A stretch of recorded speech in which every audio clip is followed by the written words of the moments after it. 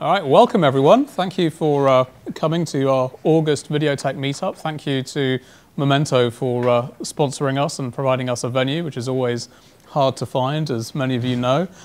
So I'm David. Gabe and I founded the Seattle Videotech Meetup. We're part of the global videotech movement. The DMUX conference is coming up in October.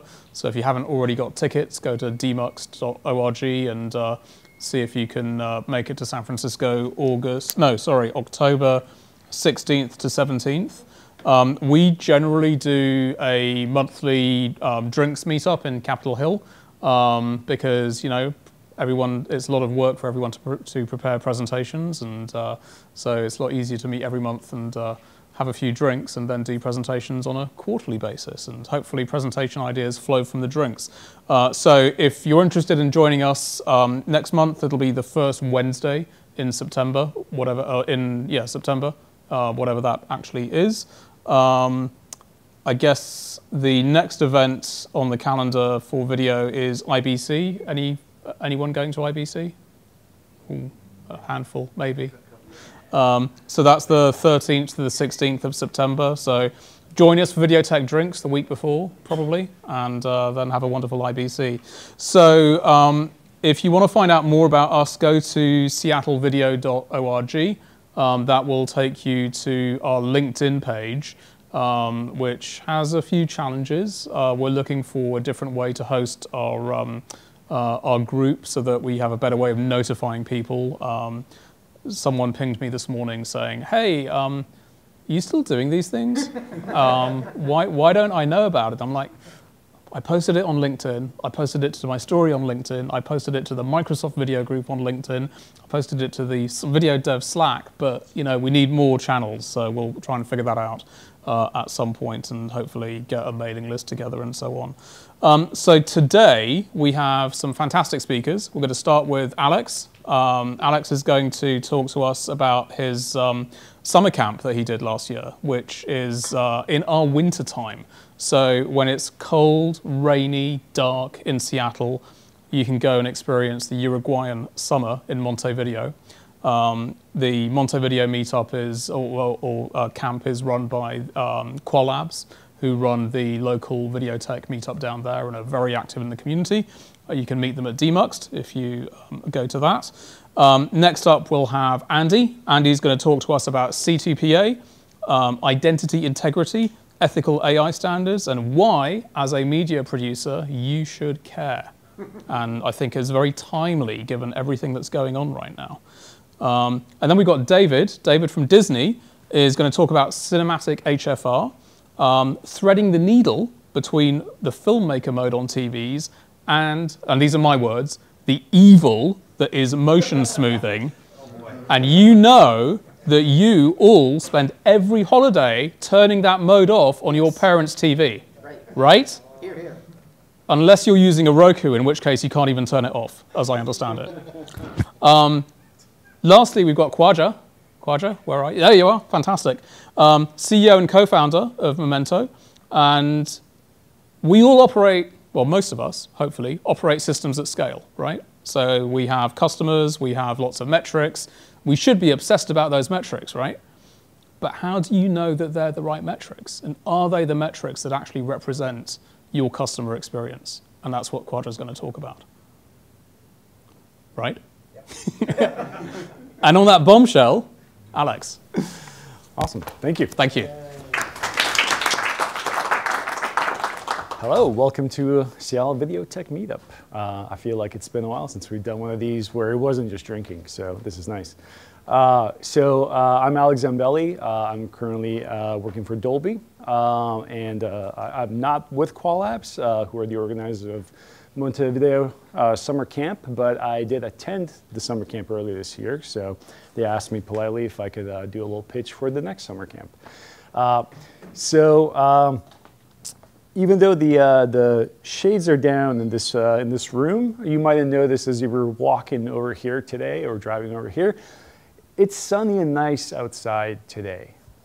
But I have some news for you. This will not last. Leaves will go from green to golden and then to brown, and then they will die And by December and January, you will be in a panic mode looking for flights to Hawaii, because that's what happens every year in Seattle. We all get to that point in January where we're just desperate for someplace sunny. And turns out that while here in the Northern Hemisphere, we're enjoying cold winter in January, in the Southern Hemisphere, it is summer. And this is why in January, it is an excellent idea to go to the Southern Hemisphere, to a place, for example, like MonteVIDEO in Uruguay. So they've been doing this for 3 years now, I believe. So what is the summer camp? It is basically an opportunity to come meet professionals who work in video, like this crowd here, and to not just network with people who work in the same industry as you, but also to work on some cool projects. Or if you can't get time off of work, work remotely from MonteVIDEO for a week. But basically, it is an opportunity to work on some cool projects, to get to enjoy Uruguay, and to also, like I said, meet people who work in the stream industry, the video industry, like you do. So actually, I'll come back to the video. Well, no, I'll just show you the video.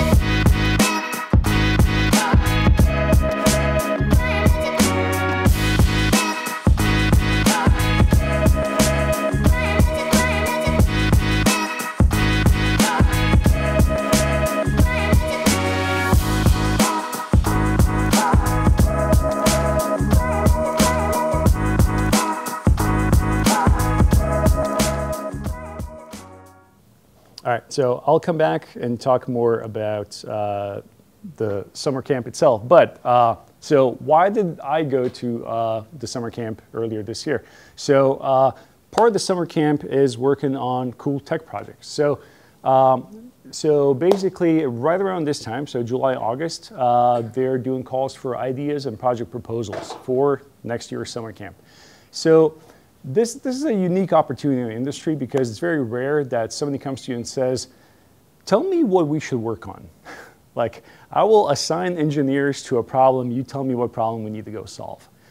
So if you have ideas for things you've encountered as part of your own job, like cool libraries you thought like really should exist but don't exist yet, like helper tools, anything to do with playback, with muxing, with packaging, with encoding, but it's not out there or it's broken, and you'd love to just get like 3 engineers time to go work on it for a month or 2. This is an opportunity to do that. So they're soliciting proposals right now for next year's summer project or projects, depending on the size of the projects. And so they're going to be announcing the results, or basically looking at the project proposals soon. And basically by November, they're going to start actually working on the selected projects. And so last year, I proposed a project for a library that I thought would be really useful. I proposed an idea called CMAF ham, which is basically the idea that, hey, CMAF has this hypothetical application model that's part of the specification. Wouldn't it be cool if there was a library, a JavaScript library, that actually operated in this CMAF ham model and allowed you to sort of seamlessly convert between HLS and Dash by abstracting away all the details of HLS and Dash. So I pitched the idea. It got selected, it got voted on and selected, and it started in November. Basically a bunch of people started attending calls and working on this project. And then in February, I ended up going down to MonteVIDEO for a week to essentially kind of help out the teams that were working on this for the last week of the project. And so this isn't, like I said, an opportunity to both like propose a project, to also get involved in existing projects, and then even if your project doesn't get picked, or even if there's no projects that you want to get involved with, if you still want to go down to MonteVIDEO for the summer camp, you could still do that. So it's going to be between January 26th and February 1st of next year. Like I said, it's 1 week. It's an opportunity to work on cool projects and also really get to enjoy MonteVIDEO. It's a beautiful city. Uruguay is a beautiful country. So think of it as an opportunity for a cultural exchange for a week. Yeah, I hope to see some of you there next February, or sorry, next January to February, so late January. So if you have any questions, let me know. I'll be available after this talk. But that is MonteVIDEO Summer Camp for you.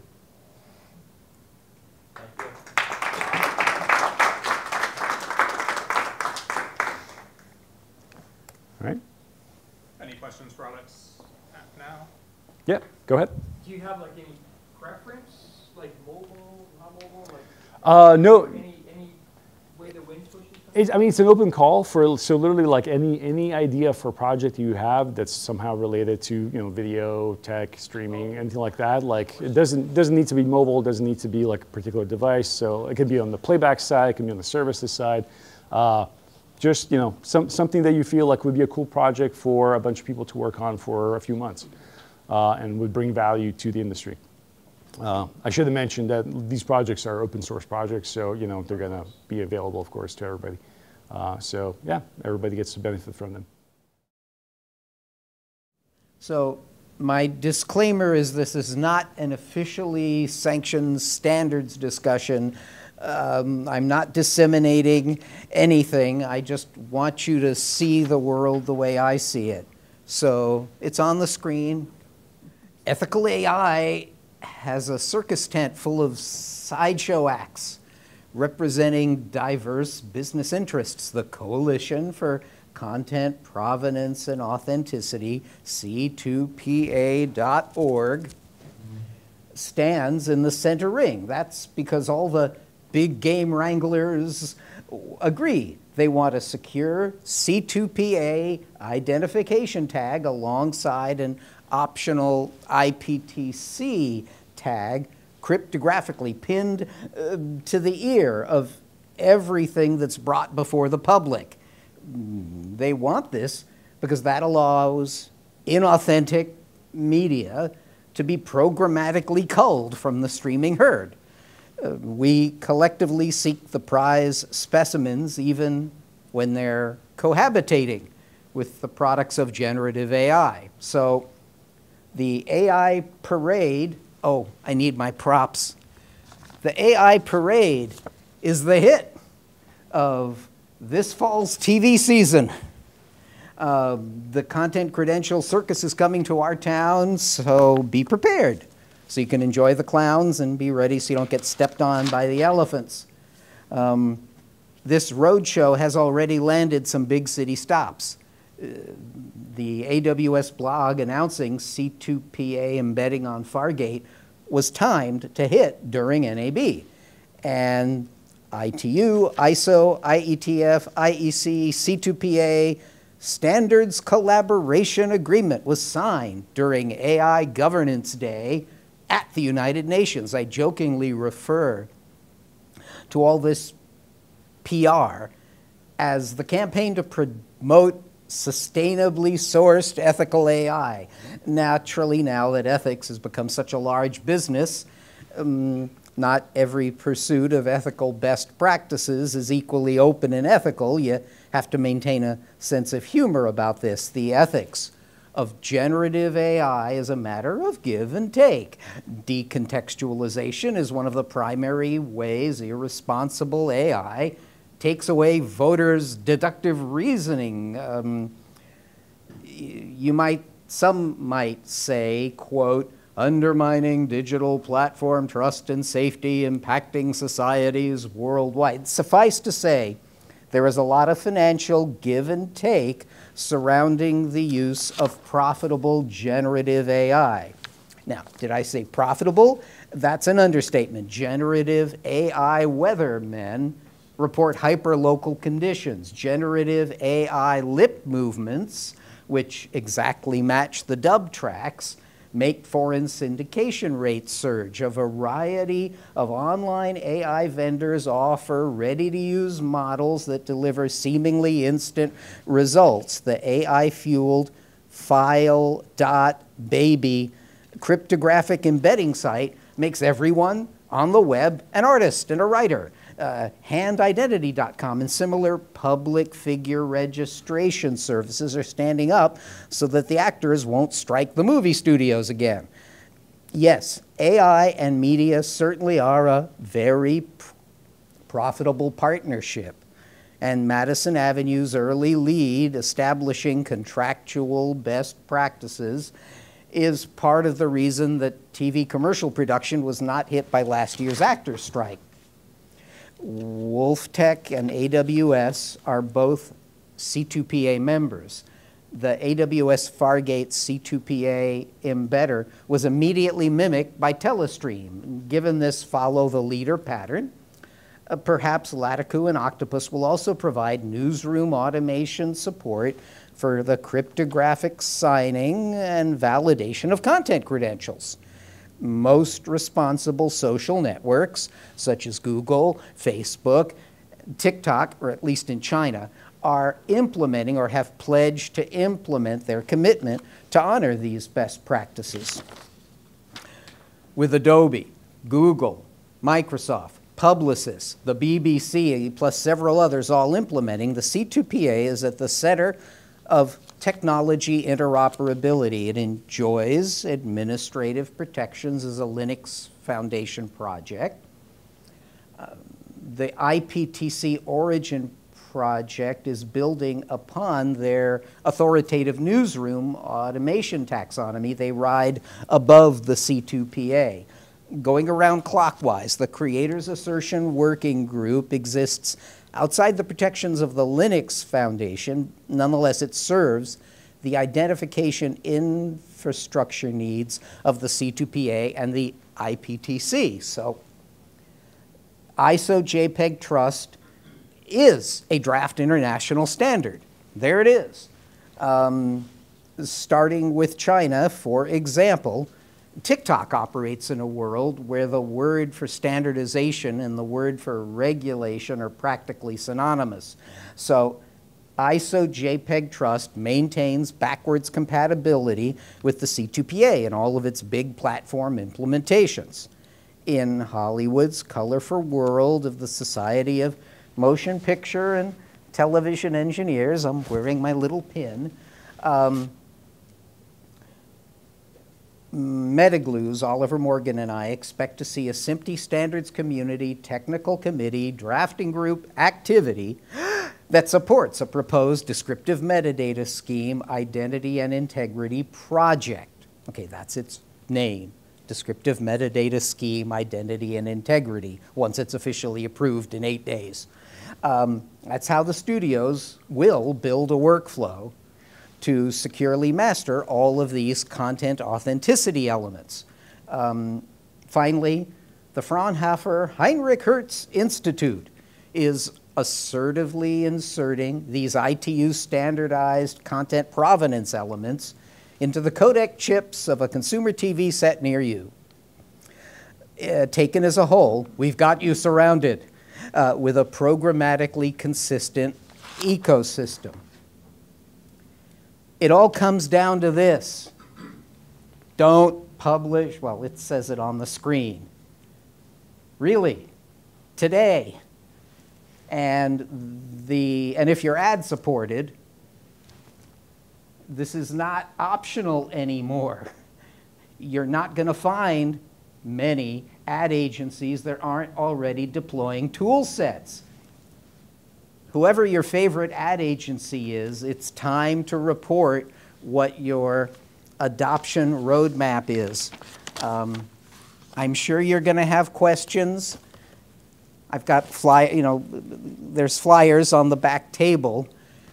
I want you to pester the heck out of me because it's a circus. You should all come enjoy the parade. Because it's all running. Okay, sorry, I'm too long. No, you're good. All right. Thank you, Andy. Thank you.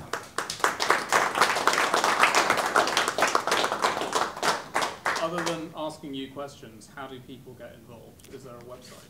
Or is it C2PA.org is for the people in this room. ContentCredentials.org is the public-facing, publicist, card-carrying member of the Publicity Guild, public-facing story. But depending on where you are in your vertical, you know, just email me and I'll explain. This part's under JPEG Trust, especially the music industry. That part's under the IPTC because they have an existing newsroom automation taxonomy that we shall not break simply by adding content authenticity tags. So, you know, I never sleep. My email address is on the flyers on the back table. Ask, and ye shall be introduced to the team that's working on your particular part of the business.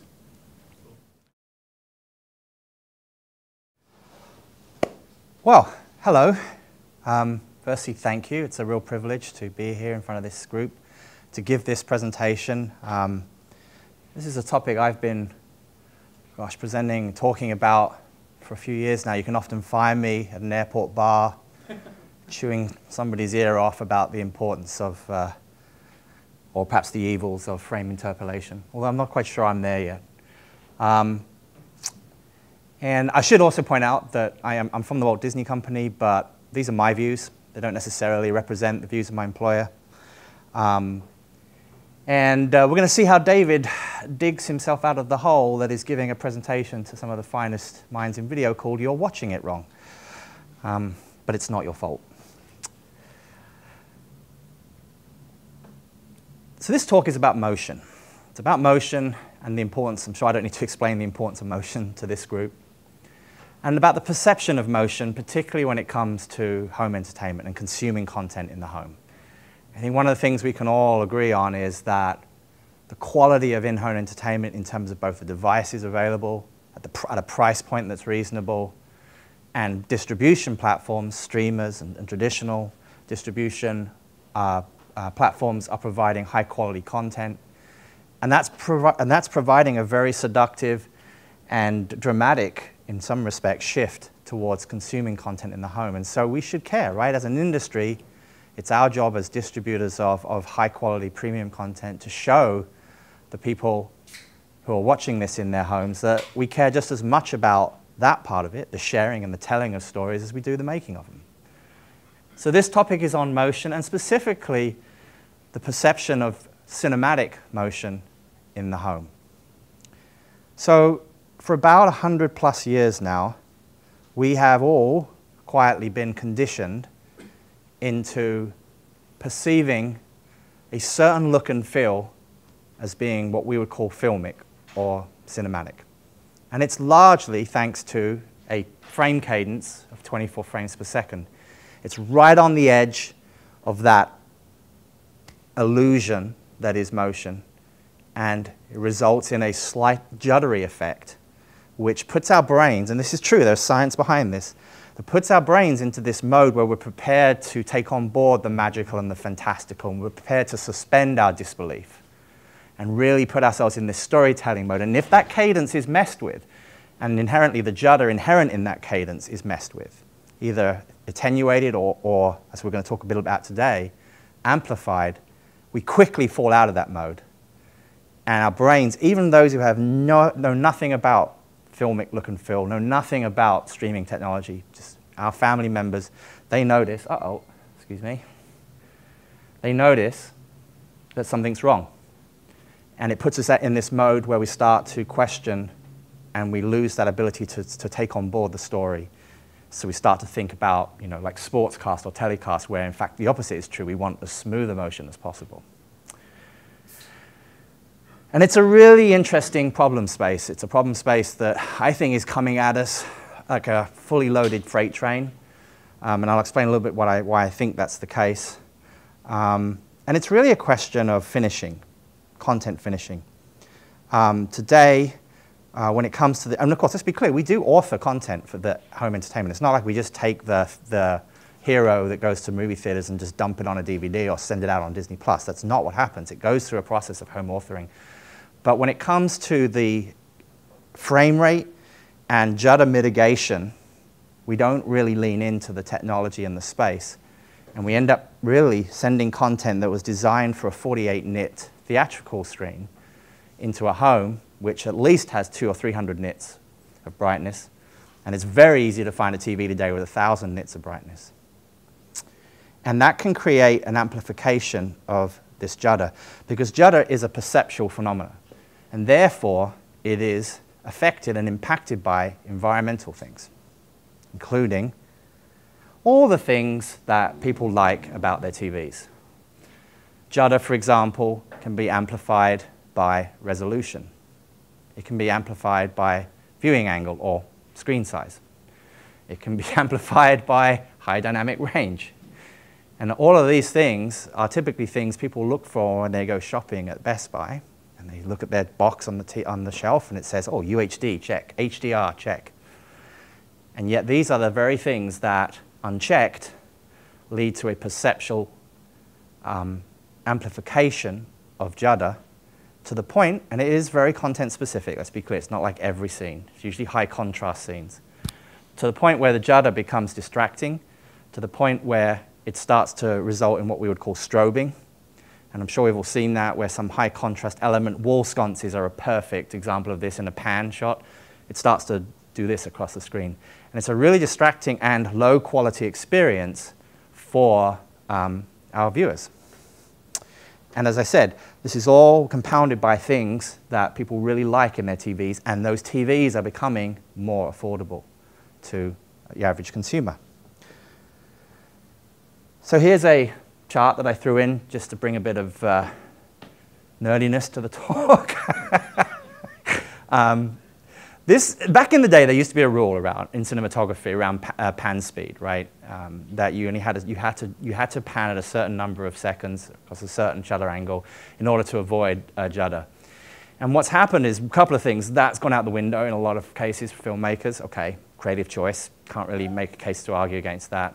But also, these luminance levels, these nits, the brightness levels of these TVs in the home are getting so bright that judder that was acceptable on a cinematic screen can become very, very unpleasant. Same piece of content can become very, very unpleasant on a 1,000 nit TV, such that a 7-second pan would need to actually be slowed down to 25 seconds in camera to prevent judder getting to a point where it gets distracting. Clearly not an option, because we're not trying to put shackles on creativity and filmmaking technique. We want filmmakers to be able to have the liberty to make the content they want, but at the same time, we also want it to look good across a very diverse set of displays, including now consumer devices such as televisions.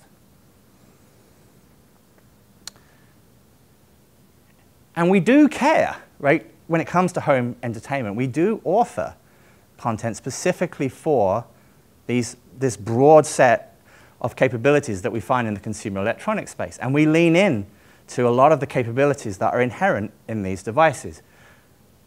Bit depth, gamut. We definitely lean into the nits, the range, and we lean in absolutely to the spatial resolution. Like, we're definitely building content for UHD streaming. Blu-ray has been delivering high quality, ultra high definition content for years. We're seeing it a lot on streaming platforms now. But one area where we have not at all lent into is when it comes to temporal resolution or frame rate. Most filmic content, cinematic content on distribution platforms today, including our own, is at or around 24 frames per second. And the problem there is that at that frame rate, judder is very susceptible to all of those things we just talked about. So you have a bright screen, if you have a very high resolution screen, if you happen to be sitting very close to your screen, judder can become very distracting and can actually significantly detract from the overall enjoyability of watching that piece of content. It takes you out of that storytelling mode. And it's quite dramatic. I mean, once you've seen it, it's very hard to unsee it. So what do we do about this? Well, we're going to look at two, and again, I'm going to bash a few things here, but please don't take it personally. And these are both very valiant efforts to solve the problem, but neither of them, in my opinion, really address, holistically at least, the problem space. I gave this talk in Portland a few months ago, and Caleb Dennis, I don't know if you know this guy is, but he's quite a renowned YouTuber and a consumer electronics reviewer, happens to be based in Portland, was present when I put this slide up, which gave me a chuckle at least. So let's take a look at some of these potential solutions to the problem and look at some of the reasons why I don't believe they fully explore or solve the problem space. So we all know what motion smoothing is, aka frame interpolation, the great evil of creativity, the destroyer of movies. I'm not sure I'm quite there. It's definitely not great. For those of you who are not quite familiar with it, it essentially takes it has a cadence detection, detects 24 frames per second, and just up-reses the temporal resolution to match the refresh rate of the TV. So you get 60 frames per second piece of content with all the frames in between the two 24 frames per second essentially interpolated.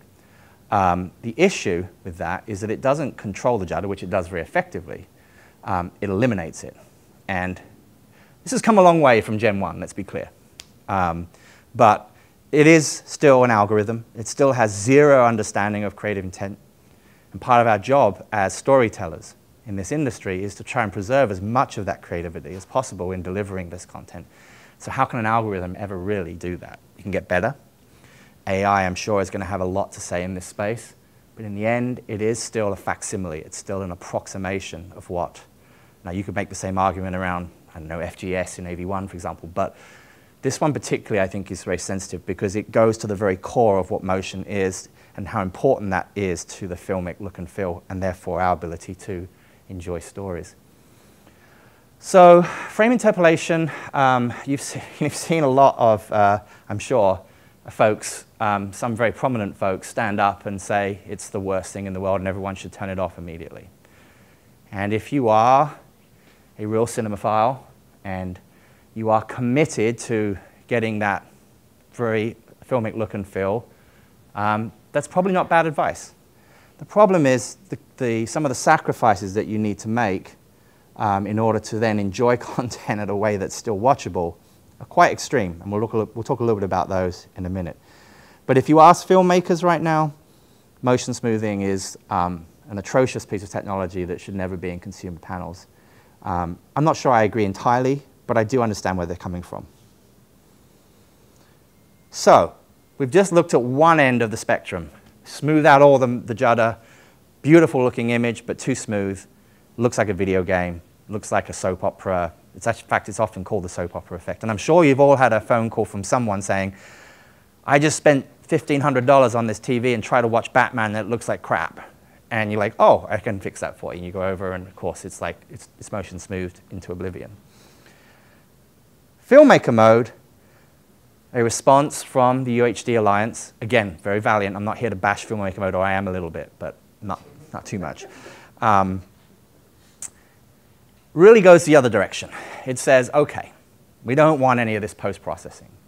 We don't want you to mess with the white point. We don't want any sharpening. We don't want any cadence detection. We certainly don't want any motion smoothing. So you're going to turn all that off. And they've created a reference mode, essentially, that some consumer electronic companies, some OEMs have adopted. It's called filmmaker mode. And you can think of it as just a big bucket of settings. And when you go into that mode, it essentially disables a lot of stuff. The problem is that in disabling a lot of stuff, it essentially exposes the viewer to that problem, right? It now makes it their problem to manage the judder that's inherent in that content. And without any controls on the TV, the only control you really have to maintain judder at an appropriate level is to turn the brightness down and down and down. And so if you happen to be watching filmmaker mode in an average American living room, in fact, an average living room anywhere, the reality is filmmaker mode is a very, very polarizing experience. It can seem dark, and frankly, it's actually turning off a lot of stuff that you've just paid for on your new television, because it's not what filmmakers want. But is it really what consumers want either? You know, filmmaker mode is an attempt to create a reference viewing presentation. And they literally compare it to a $40,000 reference monitor. But I would say, honestly, You can take that same $40,000 reference monitor and putting in the average living room, and it's not going to look great because it's not designed for that environment. So to get the best out of filmmaker mode, at least as it stands today, and I know there's some rumblings around filmmaker mode, an iteration on filmmaker mode that's a little more tolerant of realistic and real viewing environments. Today, it's very much, I think, making filmmakers happy and not so much the average consumer of cinematic content, filmic content. It just requires you to make too many sacrifices. You have to be zero ambient light, really midnight or close the curtains, turn off all the lights, and try and watch in as close to reference conditions as possible to get the best of it. But if you're prepared to do that, I'm here to say it's definitely the closest thing you're going to get to a truly authentic cinematic experience at home. But let's be honest, how many of us are actually doing that? I mean, we're watching TV on a Sunday afternoon. The lights are on, mobile phones buzzing, all that kind of stuff. So, seems like we're in a spot of trouble, right? We have motion smoothing on one side, which overcompensates, creates a very plasticky, unpleasant look and feel. And we have filmmaker mode at the other end of the spectrum, which, yes, is authentic, but the cost, the investment you need to make as a consumer to get there is likely too much for the average household, especially families who are not really interested in watching in the dark. No, we're not. So we use motion smoothing in our house because it's the only thing that really gets us the ability to watch content that we want to watch when we want to watch it on our terms. But it's not perfect. And as someone who can see it, because you can't really unsee it once you've seen it, it looks really sticky. It doesn't look great, but it is better for us than filmmaker mode. Well, it turns out there is some thinking here about how we might thread that needle and create a more, the seemingly impossible task of maintaining creative intent, maintaining that filmic look and feel as intended by a filmmaker, creative teams, but also allowing consumers to lean into the things that they love about their TVs, such as brightness and high dynamic range. And it's based, emphasis on based, on the premise of high frame rate. Now, high frame rate in of itself is not a solution to this problem, as we've seen in recent years with some theatrical releases that made use of higher frame rates. Desolation of Smaug, in fact, the entire Hobbit trilogy, I think was shot at 48, and I think we had Gemini Mine at 100 frames a second, maybe it was even 200, I can't remember, but it was high. And what that really does is create a baked-in kind of motion smoothing effect at source. So even in movie theaters now, you've got this kind of very polarizing presentation that a lot of people didn't like, and this got a lot of bad press at the time because it just really, it took away that conditioning that we're used to, that filmic look, which is that small amount of judder right on the edge of the illusion of animation that is 24 frames per second.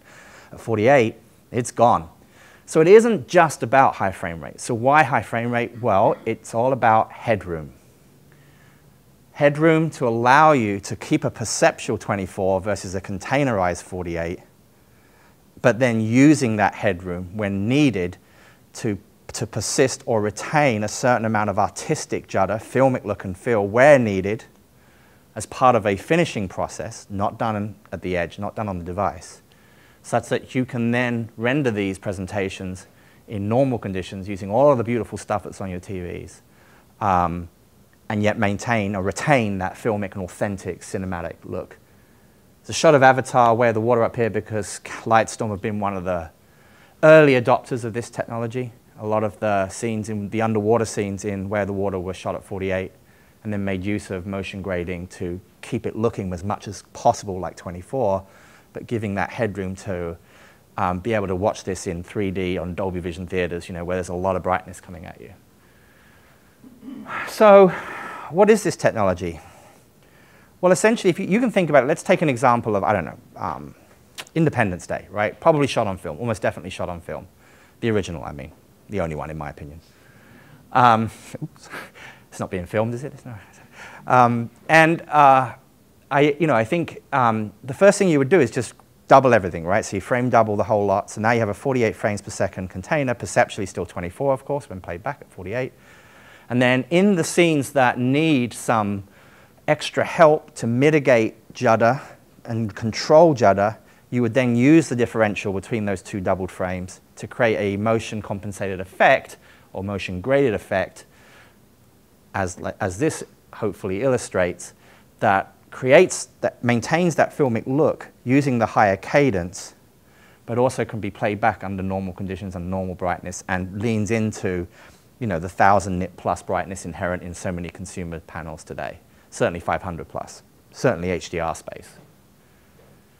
There are a number of players looking at this. There's a company known as Pixelworks, who have some pretty impressive technology in this space. It's a tool set designed for filmmakers that allows, using terminology they're used to, such as shutter angle, et cetera, to apply this grading, either as part of the production process itself or post-production. They have a YouTube channel, which I've got a link for at the end of this, which shows off some of their technology. Smart guys, good tech, and I think the nice thing about this solution itself is it brings the solution back to the filmmaker, allows them to create an experience that they know will translate well across multiple consumer panels, but at the same time, done so creatively and not by an algorithm like motion smoothing.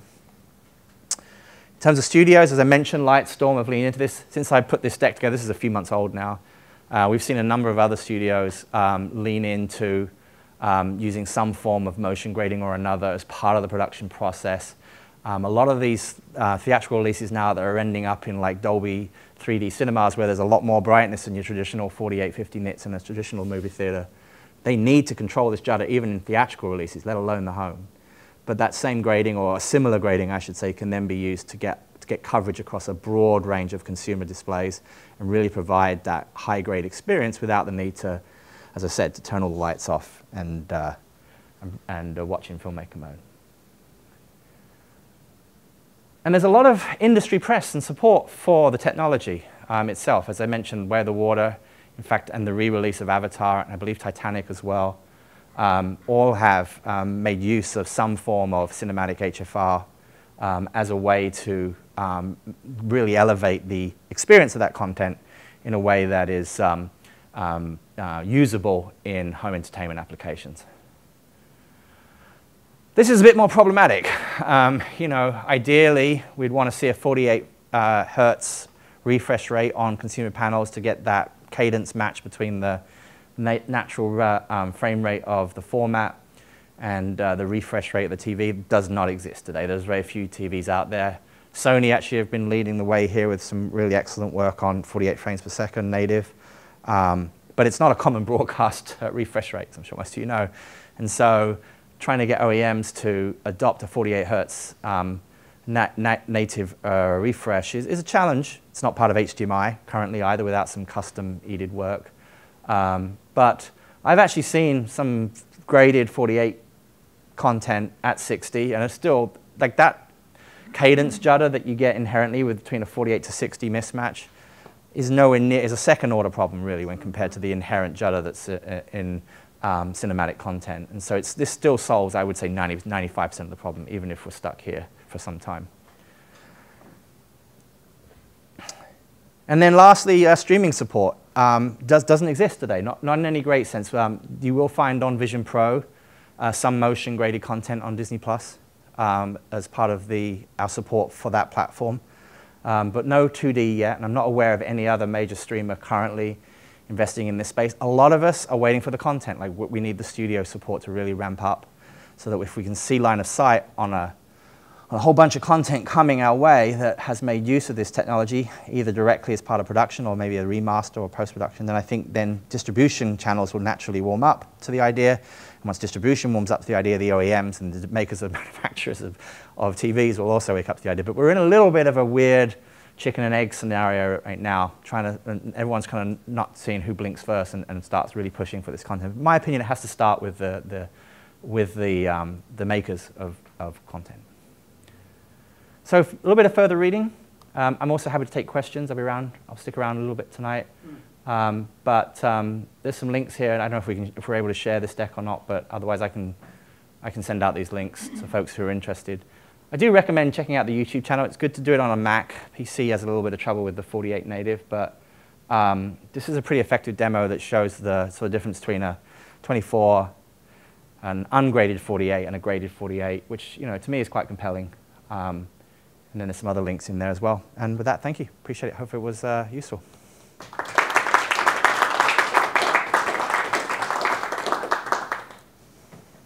Thank you, David. Any questions for David immediately, or going to be around for a moment?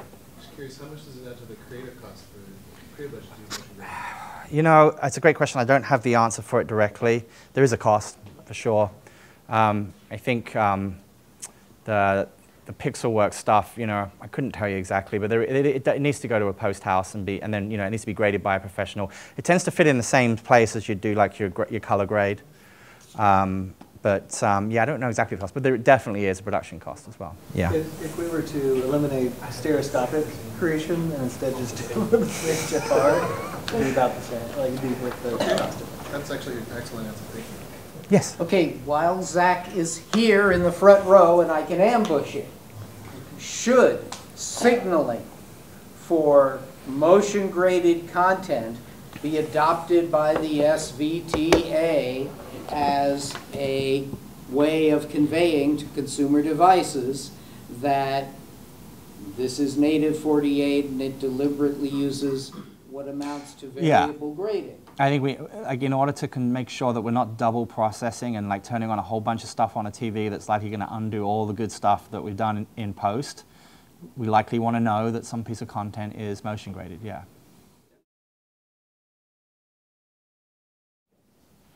All right, cool. I thought I'd start, since David, I'm such a big fanboy of David, he's talking a lot about Judder, so I thought I'd start with a few jokes about Judder and Origination to tie our presentations together. So let's just get started with that. Why did the video origin break up with the Judder and motion streaming? It couldn't handle the shaky relationship.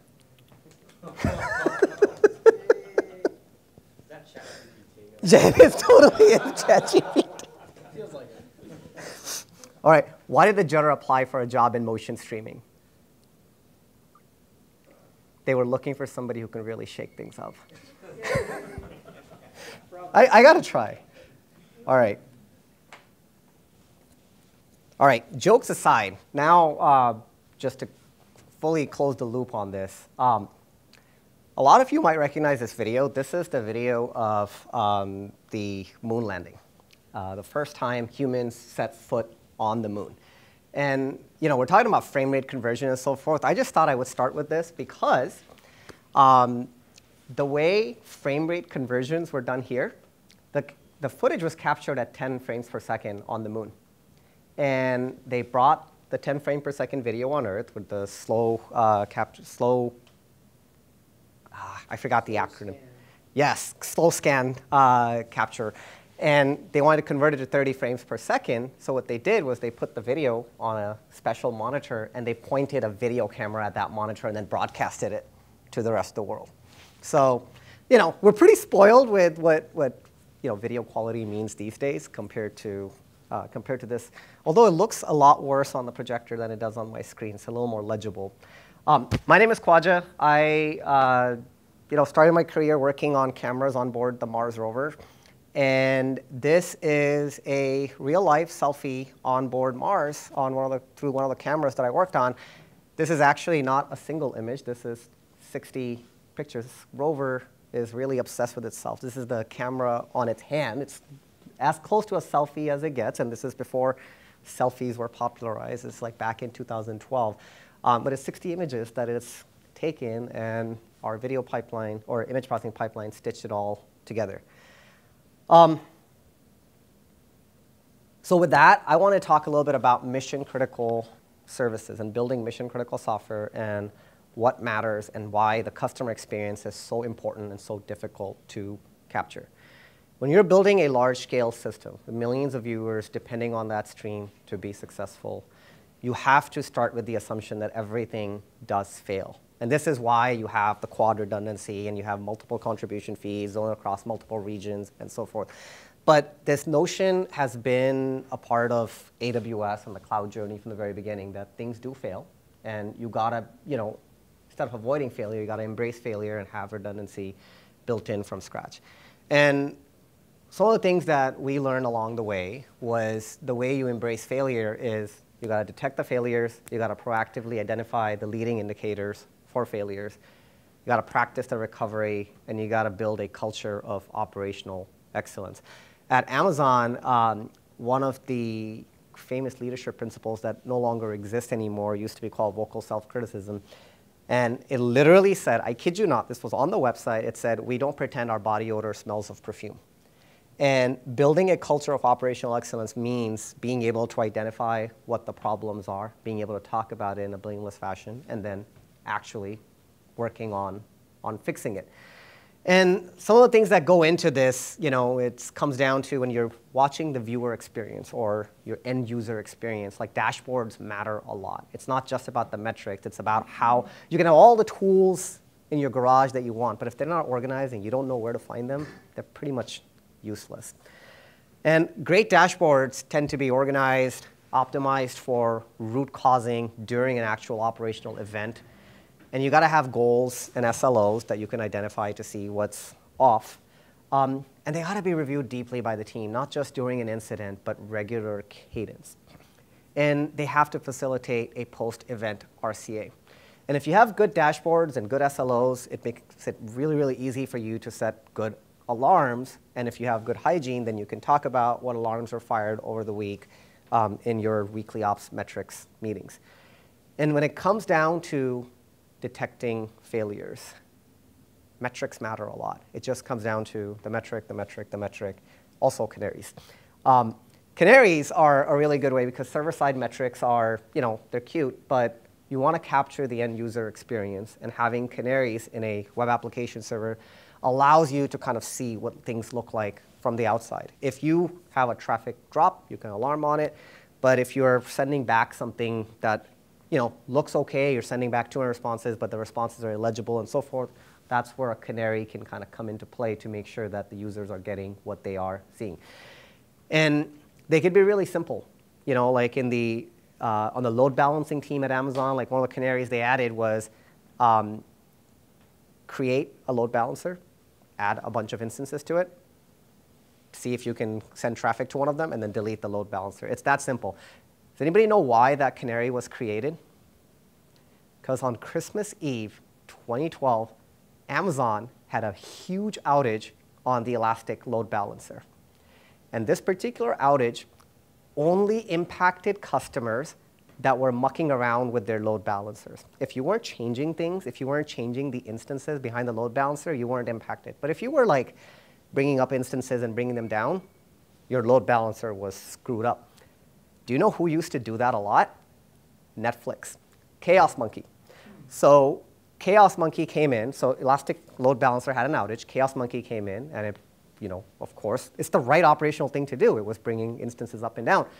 And we caused, or Amazon caused an outage for Netflix on Christmas Eve 2012. This was one of the, now it's 12 years ago, but it was a very memorable event. And one of the action items that came out of that, not pretending your body odor smells of perfume was a corrective action, which was to have canaries so that you can detect stuff like this faster. The other action there was backups are cheap, restores are a lot harder. So if you're making backups of your data, of your configurations, you've got to actually try to restore them once in a while, because guess what? Sometimes if you're not practicing it, a few years go by, you don't actually know if the restore can happen.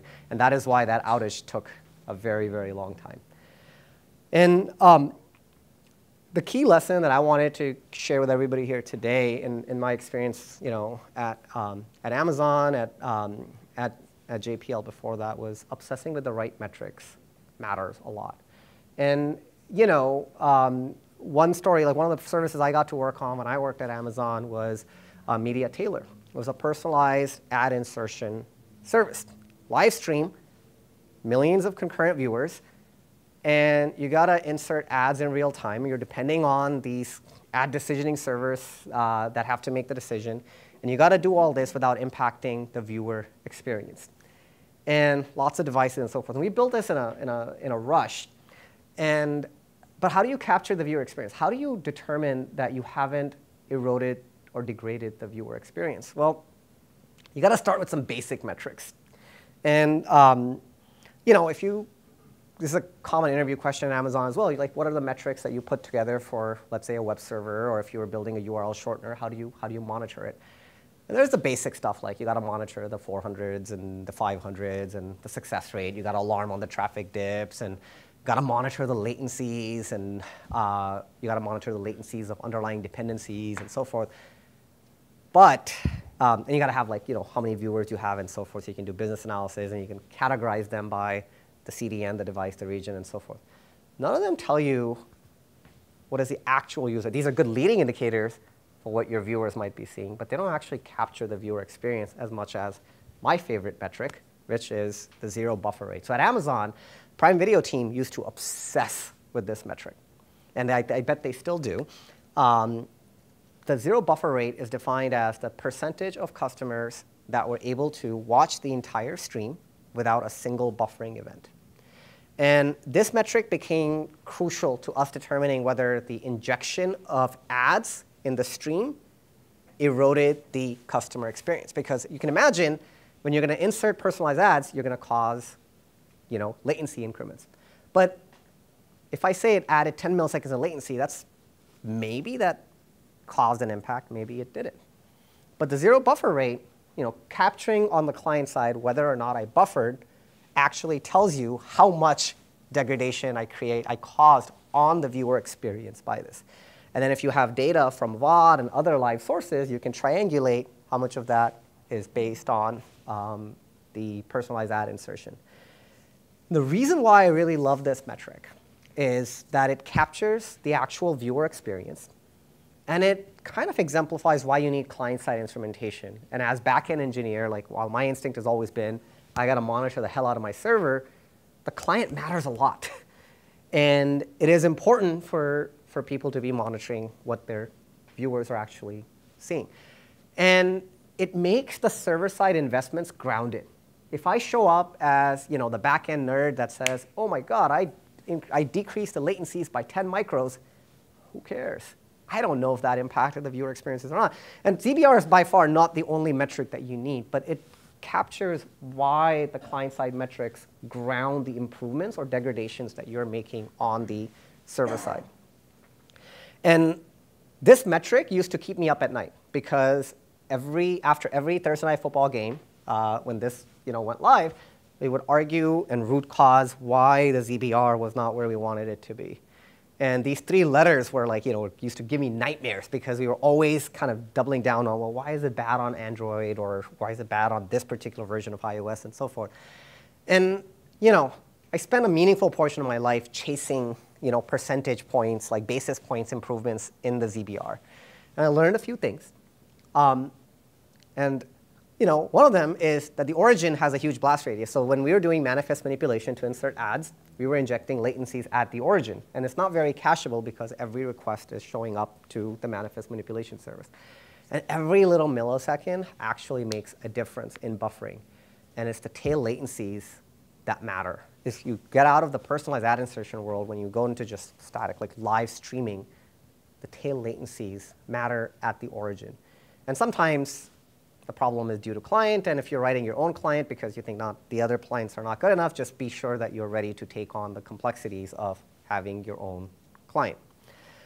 You can't underinvest in it. It's an expensive investment. So you go down to the viewer experience. There is the bit rates that, in the ladder rungs that you have. There's the buffering, and there's how often the player is, in fact, crashing. And what you don't control in that setup is how great people's Wi-Fis are. Because for some reason, and this is a pet peeve of mine, so many of my family members spend so much money on their internet service, but they have shitty routers at home. And so many times I've helped people improve their home internet just by getting them better Wi-Fi meshes. And it's just funny, if you look at the actual cost of these routers, they don't cost that much in consideration of your monthly ISP fees. But you don't control that. As a service provider streaming videos, you don't control how great of a Wi-Fi router the customer has. You don't control what kind of ISP they have and how much packet shaping is happening. And you don't control the other consumers who might be also watching videos or high traffic usage at the same time. You kind of control, CDN if you're large enough. There's some very large companies in the room where you do have reasonable control over the CDN, and you might be even making your own edge locations and so forth. But, you kind of control the CDN. But what you do control is the origin, and it kind of controls you in more ways than people realize. And origin is, in my opinion, the most underappreciated part of the video, end-to-end video streaming product, because everybody worries about the player, everybody worries about the encoding and the VMAF scores and so forth on the actual video. And you control about having a multi-CDN solution. You could worry a lot about cost. You worry about whether you're using AV1 or not. But origin is only looked at as a problem child. You only worry about it when it's falling apart. You don't spend time thinking hard about the impact that the origin can make and what it means to have a kick-ass origin. And when you're a player trying to keep up with the live edge, especially as the segment sizes get smaller and this race for glass-to-glass latency intensifies, the origins, the milliseconds of latencies on the origin start to matter because origin is in the write path. So if your live encoder is writing, if the origin is gone to lunch for a few milliseconds while it's taking your write, that can cause downstream for every CDN pop that's going to come in and request the file for you. It's on the read path, and honestly, if the pop is doing request collapsing appropriately, a single bad request from the origin, a single request where the origin is asleep for tens of milliseconds, is making everybody who is waiting at that pop wait a little bit longer. So the milliseconds start to matter at the origin. Tens of milliseconds matter more, and sometimes we see crappy origins taking seconds, and that creates problems too. And staleness starts to matter. And if you are, particularly if you have an HLS manifest that you're relying on updating, if the write is delayed, then your manifest is going to be stale on the client side. If the manifest is delayed on the client side, that is time that the player is not sitting there downloading the latest segments. And that could hurt the client when their bandwidth hits this part. So, the bytes that the player receives, the potential maximum bytes, is an area under the curve of the bandwidth that is available to them. So every time there's bandwidth available and you're not using them, that's lost opportunity and increases the likelihood of buffering at the client side.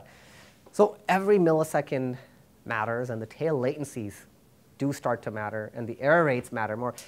Black and white error rates are fine because you can just flip over to a different origin or a different, different stream. But gray failures, start to impact a lot more. And then lastly, despite just to make my point of why origins are underappreciated, it's a hard business. Origin doesn't make any money. And if you look at, content rights are probably the most expensive thing. And then there's the actual distribution. And then you have your encoders, where you'll spend a ton of money on. But if you have millions of viewers, encoders are in the noise. And origins have even a fraction of that budget available to them. So it's a hard business. And it's a shame. One service that I did really like that showed that the origin matters a little bit more is Media Store, and that's no longer being it's on its path to deprecation, and it's not being added to new regions and so forth. Everybody look at John. But it's a hard business, and it's no surprise that it's hard to fund these businesses. The key takeaways: focus on the consumer experience, really obsess over the metrics that capture the consumer experience, and give your origin a hug. Thank you.